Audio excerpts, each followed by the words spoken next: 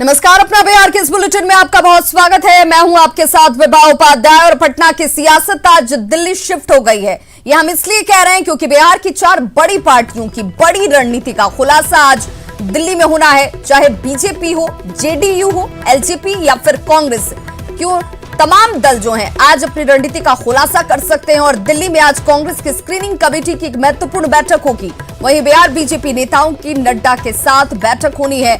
आज दिल्ली में जेडीयू के नेताओं की भी एक बैठक। वहीं चिराग आज सीटों की संख्या पर अपना फैसला ले सकते हैं।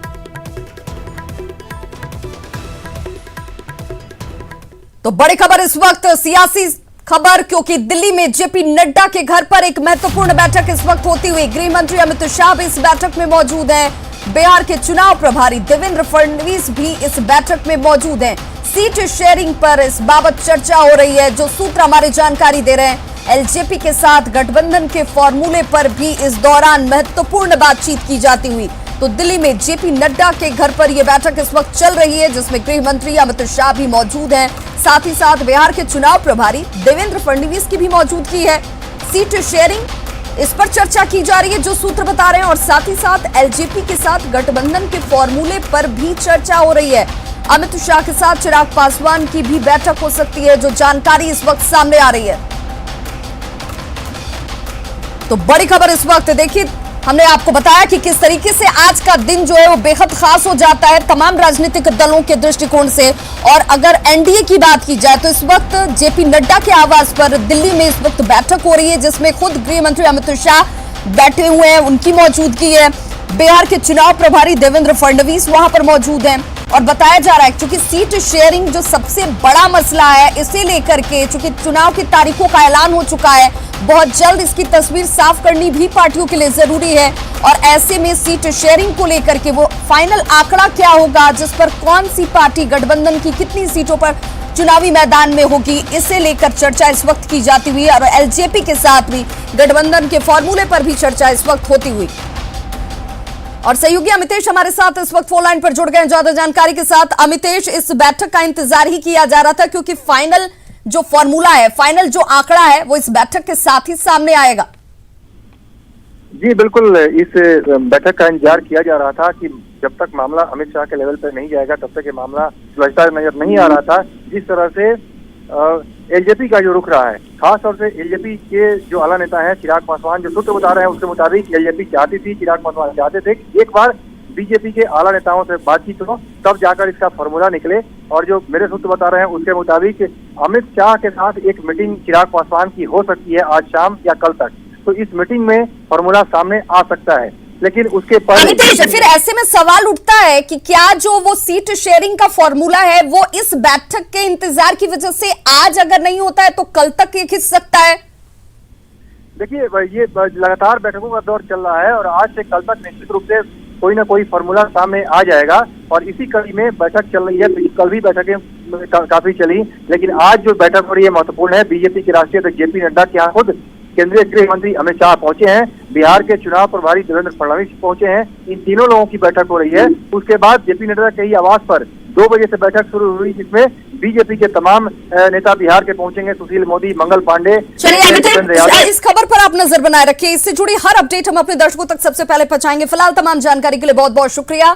बीजेपी और जेडीयू के बीच सीटों की अदला बदली को लेकर पेंच फंसा हुआ है। जेडीयू की नजर बीजेपी की कई परंपरागत सीटों पर है।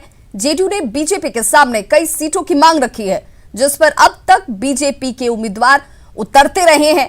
इन सीटों में सासाराम, बक्सर, आरा, बिहार शरीफ, लखीसराय, गायघाट, गरखा, बोधगया, सीतामढ़ी, छपरा, बैकुंठपुर, तो ये वो तमाम सीटें हैं जिस पर पेंच फंसा हुआ है। देखिए, उन सीटों को भी हम आपको बता रहे हैं। जेडीयू ने बीजेपी के सामने इन सीटों की मांग रखी है, जबकि ये सीटें बीजेपी की परंपरागत सीटें रही हैं। सासाराम की बात कर लीजिए, बक्सर की बात कर लीजिए, आरा, बिहार शरीफ, ये वो तमाम सीटें जिनमें गायघाट, गरखा, बोधगया, सीतामढ़ी, बैकुंठपुर, मुंगेर, झाझा, बाढ़, पाली, ये वो सीटें हैं जिस पर पेंच फंसा हुआ है। पटना शहर की एक सीट की भी मांग जेडीयू की तरफ से की जा रही है।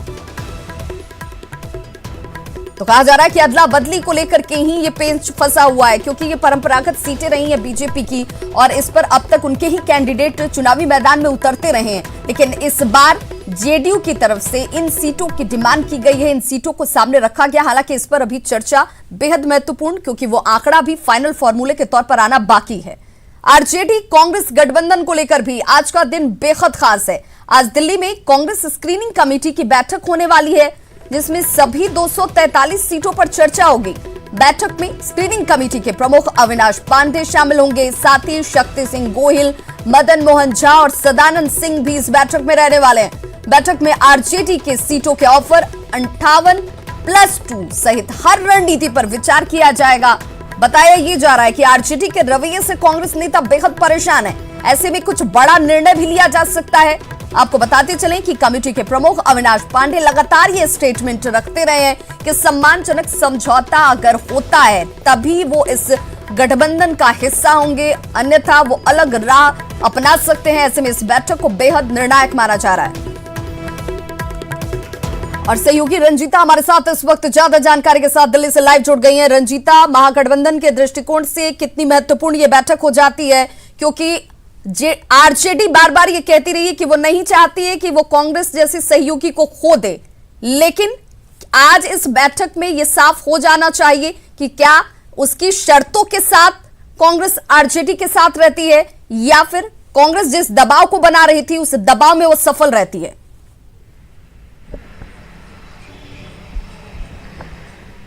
देखिए विभा, जिस बयान का आप जिक्र कर रही हैं कि आरजेडी की तरफ से ये लगातार कहा जा रहा है कि कांग्रेस जैसे सहयोगी पार्टी को वो नहीं छोड़ना चाहती, लेकिन जो रवैया है आरजेडी का, जिस तरह की राजनीति आज तक बिहार में लालू प्रसाद यादव, आरजेडी या तमाम जो आरजेडी के जो नेता करते रहे हैं, वो साफ तौर पर इसी तरह का रहा है। लास्ट मोमेंट तक चीजें फंसी रहती है। लोकसभा चुनाव में भी ऐसी ही स्थिति थी, जिस वजह से कांग्रेस ने एक बार यह मन बनाया था कि लोकसभा चुनाव में भी एक महागठबंधन में टूट पड़ सकती है। विभा, अभी जो स्थिति है महागठबंधन की, एक एक कर सभी पार्टियां महागठबंधन से अलग होती नजर आ रही है। हम के बाद कल आरएलएसपी ने भी अपनी जो राह है वो अलग कर दी है। अब जो बड़ी चुनौती है, कांग्रेस जो है वो एक दबाव की राजनीति भले ही आरजेडी के साथ कर रही है, लेकिन कहीं ना कहीं कांग्रेस को भी ये लग रहा है कि अगर लास्ट मोमेंट तक जो सीटें कांग्रेस चाहती है वो सीटें अगर नहीं मिलती है तो वो फायदे का सौदा नहीं होगा। यही कारण है कि आज की ये बैठक दिल्ली में बुलाई गई है। 3 बजे स्क्रीनिंग कमेटी रखी गई है। हालांकि वेन्यू को लेकर अभी फाइनल डिसीजन नहीं हुआ है, लेकिन कांग्रेस का जो वॉर रूम है 15 GRG, वहां या फिर महाराष्ट्र सदन, इन दोनों में से किसी जगह पर बैठक हो सकती है। मदन मोहन झा जो बिहार कांग्रेस के अध्यक्ष और विधायक दल के नेता सदानंद सिंह वो दिल्ली पहुंच चुके हैं। जो सूत्रों के हवाले से खबर निकल कर आ रही है वो ये कि कांग्रेस के जो बड़े नेता है, जो केंद्रीय नेता है, वो आरजेडी के रवैया से परेशान है, क्योंकि एक हफ्ते पहले ही आरजेडी को नाम के साथ जो विधानसभा सीटों पर कांग्रेस दावा ठोक रही है उसकी लिस्ट दे दी गई थी और ये कहा गया था कि जल्द से जल्द फैसला ले लिया जाए ताकि कांग्रेस अपनी तैयारी मुकम्मल कर ले। लेकिन आरजेडी की तरफ से अब तक किसी भी तरह की जानकारी नहीं निकल कर आई है। मीडिया में बयानबाजी जरूर विभा हो रही है। यही कारण है कि कांग्रेस परेशानी में पड़ती नजर आ रही है। हालांकि दूसरी तरफ कांग्रेस को यह भी लग रहा है कि जो दूसरे घटक दल है, जो दूसरी पार्टियां हैं जो महागठबंधन छोड़कर जा रही है, तो ऐसे में कहीं ना कहीं इस पूरी रणनीति का फायदा जो है वो बीजेपी और एनडीए गठबंधन को मिलने वाला है। तो ऐसे में ये बैठक काफी अहम हो जाती है। हालांकि कांग्रेस ये भी कह रही है कि टॉप 243 सभी सीटों पर आज कांग्रेस विचार करेगी, लेकिन ये भी कहा जा रहा है कि ये एक दबाव की राजनीति है। बिल्कुल, ये देखना होगा कि इस दबाव की राजनीति में क्या कांग्रेस अपनी बातों को मनवा पाती है या फिर आरजेडी की शर्तों के साथ ही वो इस महागठबंधन का हिस्सा रहकर चुनावी मैदान में उतरती है। बहुत बहुत शुक्रिया रंजीता तमाम जानकारी के लिए। बिहार कांग्रेस अध्यक्ष मदन मोहन झा ने कहा है कि सीटों के बंटवारे पर बात इस वक्त भी जारी है, तस्वीर बहुत जल्द लोगों के सामने होगी। मदन मोहन झा ने कहा कि आरजेडी की तरफ से दी गई 58+1 के ऑफर को वो सिरे से खारिज करते हैं। दिल्ली तो जाते रहते हैं, दिल्ली जाना तो स्वाभाविक बात है, वैसे भी जाते हैं। अभी तो चुनाव का भी माहौल है, इसलिए जा रहे हैं दिल्ली। लेकिन जिस तरह से खबरें सामने आ रही कि राजद से सीट को लेकर के, बंटवारा को लेकर दिल्ली जा रही है, क्या कुछ मामला है? देखिए, ये सब कोई ऑथेंटिक बात नहीं है, बात चल रही है। अभी तक किसी दल का भी अभी तक हुआ नहीं है, हम लोग का भी बात चल रहा है। उम्मीद है 1-2 दिन में सभी तक। महागठबंधन में सीट शेयरिंग को लेकर पटना से दिल्ली तक मंथन का दौर लगातार जारी है और दिल्ली जाने से पहले पार्टी नेता आलोक मेहता ने कहा कि सीट बंटवारे पर बातचीत इस वक्त चल रही है और जल्द ही इसकी घोषणा भी कर दी जाएगी। उन्होंने कहा कि महागठबंधन एकजुट है। वो सब पार्टी में अधिकृत लोग उस पर बात कर रहे हैं। और सबसे पहले कि सोनिया गांधी जी या जो ऊपर के नेता हैं उनसे हमारे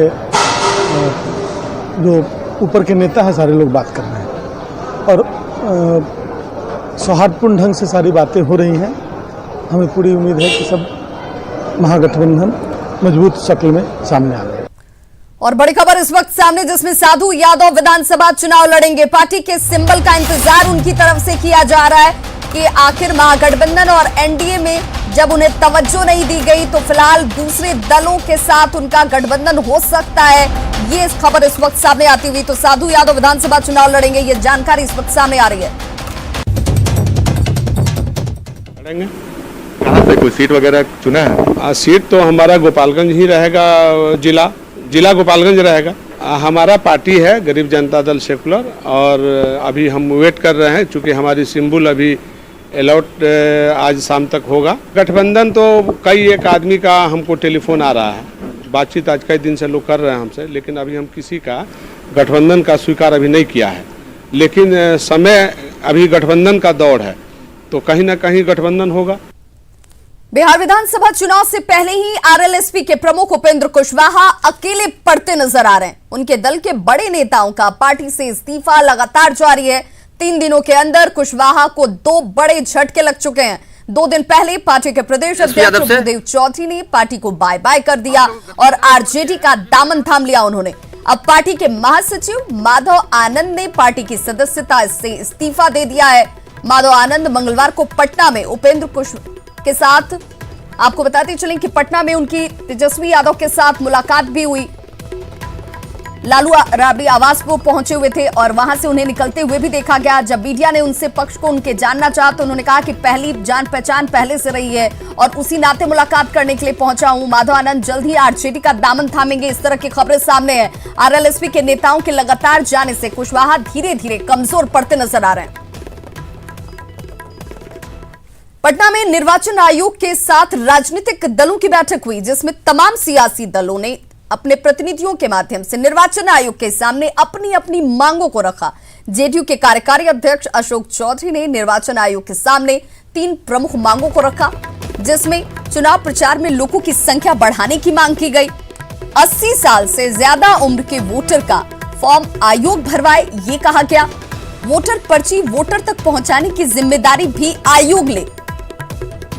चुनाव प्रचार में लोगों की संख्या बढ़ाने की भी मांग इस बैठक के साथ अपनी तरफ से जेडीयू की तरफ से रखी गई। 10 बूथों पर एक मेडिकल टीम की मांग की गई। नेताओं के मीडिया में बयान के लिए भी स्पष्ट गाइडलाइन हो कि आखिर किस तरीके से रखना जाना है अपने बयान को। सोशल मीडिया पर बयान के लिए भी गाइडलाइंस बने। मतदाताओं का बीमा कराने की भी मांग की गई है। तो कोरोना के समय में सभी का बीमा होना चाहिए, उनके स्वास्थ्य की सुरक्षा सुनिश्चित होनी चाहिए। पंचायत चुनाव के तर्ज पर बूथ बनाने की भी मांग रखी गई है। ये वो मांगे हैं जो आरजेडी की तरफ से रखी गई। पंचायत चुनाव के तर्ज पर बूथ बनाया जाए। तो तमाम दलों के प्रतिनिधि यहां पर मौजूद थे और अपनी अपनी तरफ से ये बात रखी गई कि आखिर किन तरह के नॉर्म्स को भी सहूलियत के तौर पर रखा जाए और मतदाताओं का बीमा कराने की भी मांग आरजेडी की तरफ से रखी गई। जेडीयू के कार्यकारी अध्यक्ष जो है वो अभी बात लिखें। बैठक चली राजनीतिक दलों के साथ चुनाव आयोग की, आप लोगों ने क्या मांगे रखी? हम लोगों का 3-4 मुख्य मांग था। एक मांग हमारा ये था कि अगर आप इलेक्शंस के मीटिंग्स को आप संख्यों में बांटिएगा और उसमें अगर ज़्यादा लोग आ जाते हैं किसी कारणवश तो उसको कैसे एड्रेस करें। तो एक तो वो हमारा इशू था। दूसरा इशू था जो हमारे एल्डरली हैं जिनको 12D भरना है, इलेक्शन अनाउंस होने के 5वें दिन फॉर्म भरना है बुजुर्गों को, वो कैसे होगा। उसमें इलेक्शन कमीशन प्रोएक्टिव होकर उनका फॉर्म भरवाए। और तीसरा था कि बहुत जगह BLO जो है पर्चा पहुंचाते नहीं हैं, तो वो पर्चा पहुंचाए, इसका अंडरटेकिंग इलेक्शन कमीशन ले। इन 3-4 चीज़ों पर हम लोगों ने चर्चा की। इलेक्शन कमीशन ने इन बातों को सुना, बोला कि जिम्मेवारी हमारी भी है, जिम्मेवारी जनता की भी है, कोविड का सिचुएशन है और पॉलिटिकल पार्टी की भी है, तो इन सबको देख करके मिलजुल के हम लोग को रास्ता निकाला। तो चुनाव आयोग की बैठक में सारे दलों ने अपनी अपनी बातें रखी हैं और जदयू की तरफ से मुख्यतः 3 मांगे रखी। अब देखना होगा कि चुनाव आयोग इस बैठक के बाद कौन से दिशा निर्देश जारी करती है। पटना से रवि एस नारायण की रिपोर्ट। और ऐसे में सांसद मनोज झा की तरफ से क्या कुछ कहा गया है, जरा वो सुन लेते हैं। हमने आज 2-3 आग्रह किए, खास तौर पे 4।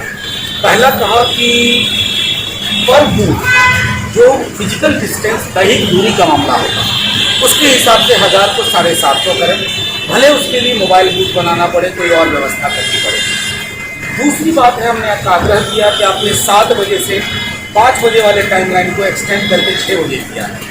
दैहिक दूरी, कोरोना संक्रमण के मद्देनजर और भी जितने प्रोटोकॉल उसके हिसाब से हमने कहा 7 से 7 कीजिए, यानी कि 12 वोटर को अवेलेबल है। तीसरी चीज, संक्रमण को लेकर के जो डर व्याप्त है लोगों के लिए, जो भय है, उससे वोटिंग परसेंटेज कम न हो, उसके लिए एक आवश्यकता है कि इलेक्शन कमीशन एक ऐतिहासिक फैसला ले वोटर इंश्योरेंस का। हर वोटर का बीमा हो, ताकि उसके अंदर अगर खौफ है, डर है, कम से कम उसकी भरपाई, उसकी कमी में मदद मिले। तो आरजेडी की तरफ से निर्वाचन आयोग के सामने जिन बातों को रखा गया, उसके साथ ही बड़ी खबर इस वक्त पटना से आ रही है, जहां पर आंचलिक कथाकार और साहित्यकार फणीश्वर नाथ रेणु के पटना स्थित आवास पर चोरी की घटना हुई है। चोर सोने चांदी के गहने या दूसरी कीमती सामानों को नहीं, बल्कि उनके मशहूर साहित्य के मूल प्रति को चुरा कर ले गए हैं। जिन उपन्यास और कहानी संग्रह की मूल प्रति चोरी हुई है, उनमें मैला आंचल, पढ़ती परिकथा, जुलूस, दिगतपा, कितने चौराहे और पलटू बाबू रोड शामिल हैं। फिलहाल पटना पुलिस चोरी की इस वारदात की जांच में जुट गई है। अभी तक इस मामले में पुलिस को कोई सुराग हाथ नहीं लगा है। सुप्रसिद्ध साहित्यकार फणीश्वर नाथ रेणु के राजेंद्र नगर स्थित आवास पर हैं और देखिए क्या नाम लिखा, Phanishwar Nath Renu, flat number 30B, block number 2। इसी मकान में कभी फणीश्वर नाथ रेणु रहा करते थे और इस घर में भीषण चोरी की घटना को अंजाम दिया गया है। और हम घर के अंदर दाखिल होते हैं। इस वक्त कदमकुआं थानाध्यक्ष यहाँ पहुँचे हुए हैं, पुलिस टीम पहुँची हुई है, पूरे मामले की छानबीन जो है वो जारी है। लेकिन सबसे बड़ी बात यह है कि चोरी में अमूमन आपने सुना होगा कि हीरे जवाहरात की चोरी हो गई, भगवान के घर यानी मंदिर में चोरी हो गई, लेकिन चोरी फणीश्वर नाथ रेणु के मकान में हुई है, उनके घर में हुई है। उनके परिजन यहाँ पहुँच चुके हैं। प्रसिद्ध जो साहित्य सृजन की जो मूल कॉपी थी यहीं पे रखी हुई थी और मैला आंचल की मूल कॉपी है। पलटू बाबू रोड भी उनकी एक प्रसिद्ध रचना रही है, उसकी कॉपी चली गई है। कागज की नाव की जो अंश कॉपी है, मूल कॉपी, वो भी चली गई है। चुनाव लड़ रहे थे उस वक्त उन्होंने उस पर काम करना शुरू किया था और वो भी मूल कॉपी जो है चोरी चली गई है। ये फणीश्वर नाथ रेणु जी का कमरा है, जिसमें देखिए उनकी तस्वीरें लगी हुई हैं जो अतीत की याद दिला रही हैं कि किस तरह अतीत की यादों को सहेज कर अब भी उनके परिजन रखे हुए। लेकिन एक दुखद घटना इस लिहाज से कि जो मूल कॉपी थी वो चोरी चली गई है। जेवर चला जाता है या कुछ भी चला, उससे कोई दिक्कत हमको, बाकी सब कोई चीज से, लेकिन ये साहित्य मंदिर में चोरी है, साहित्य के मंदिर में चोरी है। निश्चित तौर पर साहित्य कौन सी रचना जो है मूल कॉपी चोरी चली? इसमें मैलांचल, प्रतिपरी कथा, ठुमरी, जुलूस, बाकी इतना किताबों का कुछ नाम नहीं, पलटू बाबू रोड, ये सारे किताबें, तो बाकी सब और सब मूल कॉपियां चोरी चली, मूल सब उनके हाथ का सिग्नेचर किया हुआ था। कागज की नाव का जिसमें जो लड़े थे, चुनाव लड़े थे 1975 में, नहीं 72 में, हाँ। और वो जो उनका जो लिखा हुआ सब था, सब उसमें हम रखे थे, सब ऊपर रखे थे, हाँ, ऊपर में सारा सहेज हम रखे हुए। निश्चित तौर पर एक दुखद घटना परिजनों के लिए भी, और उनकी पुत्री बता रही है कि जिस तरीके से उनकी अमिट यादें रखी गई थी, उसकी मूल कॉपी का चोरी हो जाना उन्हें झकझोर रहा है। बहरहाल पुलिस अधिकारी पहुंच गए मौके पर, पूरे मामले की छानबीन जारी है। तो पद्मश्री अवार्ड से मैला आंचल के लिए उन्हें ख्याति प्राप्त हुई और इसे पद्मश्री अवार्ड से उन्हें नवाजा गया था। अब सवाल ये कि फणीश्वर नाथ रेणु की धरोहर को सुरक्षित आखिर क्यों नहीं रखा गया? रख रखाव में क्यों आखिर जानबूझकर लापरवाही इतनी बढ़ती गई? रेणु के साहित्य की मूल प्रति चुराने वाले की मंशा आखिर क्या?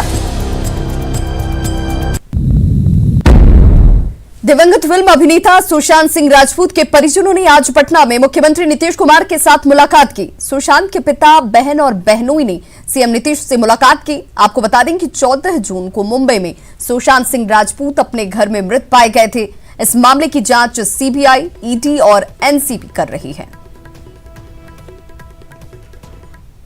अररिया में परमान नदी का कहर लगातार जारी है। बाढ़ की वजह से शहर से सटे बसंतपुर और आसपास के इलाकों में ग्रामीणों का बुरा हाल है और शहर तक पहुंचने के लिए नाव ही एकमात्र सहारा है लोगों के पास। साथ ही बार बार बाढ़ आने की वजह से फसलें भी बर्बाद हो रही हैं। कुछ लोगों से बातचीत की हमारे संवाददाता सतीश कुमार ने।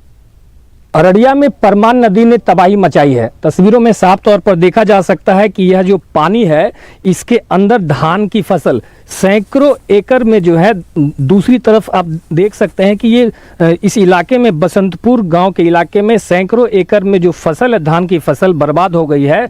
और ग्रामीणों ने बताया कि छठी बार यहाँ पर बाढ़ आया और किसानों की जो खेती है वो चौपट हो गई है। और अभी हम जिस नाव में मौजूद हैं, तस्वीरों में देखा जा सकता है कि ये इस नाव में जो है पानी रिस रहा है। प्रशासन दावा करता है कि जिले में 350 नाव चल रही है, लेकिन कैसी नाव चल रही है वो देखिए कि ये नाव चल रही है और इसमें पानी जो है रिस रहा है। जान को कभी भी खतरा हो सकता है। परेशानी ये है कि ये जो बस्ती दिख रहा है सामने, ये दोनों तरफ से घिर गया है, इसको कोई व्यवस्था नहीं। आगे भी रोड टूट गया है, इधर भी पुल बन रहा है और ये नाव अभी का नहीं, बहुत दिन पुराना नाव है। ये पानी वानी किसी तरह काम चल रहा है अभी यहाँ पर, बस पुराना नाव है। मुआवजा तो सरकार को देखना चाहिए कहाँ क्या है नहीं है। ये तो सरकार को देखना चाहिए कि सरकार को इसकी निगरानी सरकार को नहीं करना चाहिए। बर्बाद नहीं हुआ था सरकार को, अभी तक सरकार का तरफ से कोई आदमी आया ही नहीं। यहाँ पे बाढ़ पानी आने से बहुत परेशानी बढ़ जाता है लोगों का। ग्रामीण क्षेत्र से शहरी क्षेत्र जाने में बहुत दिक्कत होता है। हाँ, 2020 हम तस्वीरों में दिखाना चाहेंगे कि ये वही पुल है जो करीब 1.5 साल से ये बन रहा है, अभी तक कंप्लीट नहीं हुआ है। यही वजह है कि यहाँ पर डाइवर्जन हुआ करता था और परमान नदी का जो उफान है, उफान की वजह से इलाके में जो है वो डाइवर्जन बह गया और गांव के गांव इस इलाके में डूब गए हैं। तस्वीरों में साफ तौर पर देखा जा सकता है। तो यहाँ पर एक तरफ प्रशासन दावा करता है कि जिले में 350 नावें चल रही है, चुनाव का वक्त है। ऐसे में ग्रामीणों की समस्या जो है यहाँ पर काफ़ी है। ग्रामीणों ने साफ तौर पर बतलाया कि उनको देखने सुनने वाला यहाँ कोई नहीं है। सतीश कुमार, न्यूज़ 18, बसंतपुर, अररिया। तो खबरों का सिलसिला लगातार जारी, आप देखते रहिए न्यूज़ 18 बिहार झारखंड।